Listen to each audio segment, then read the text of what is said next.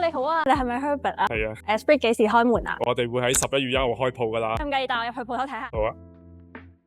有咩契機係令到你哋想將 Esprit 帶翻嚟香港？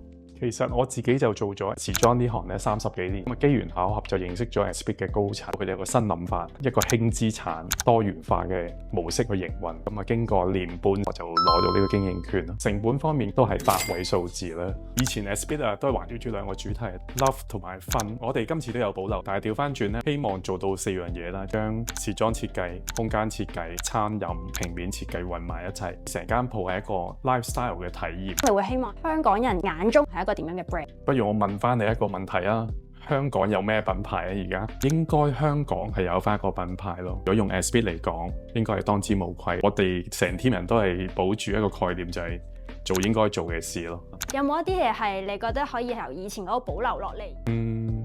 我覺得 Esprit 俾人哋個感覺就本身係一個可以代表香港80年代同90年代最輝煌嘅時候。喺呢4年咧，其實就好似香港嘅品牌都唔見晒。我都好希望呢樣嘢係令到香港人自豪翻。唔會擔心呢一個重啟係吃力不討好。都係嗰句啦，覺得啱就要做㗎啦。當然壓力係有嘅，收到都回應，即係話多謝你翻嚟，唔係我翻嚟，其實最主要就係 Esprit 嘅翻嚟，都係頭先嗰句啦，做啱嘅事咯要。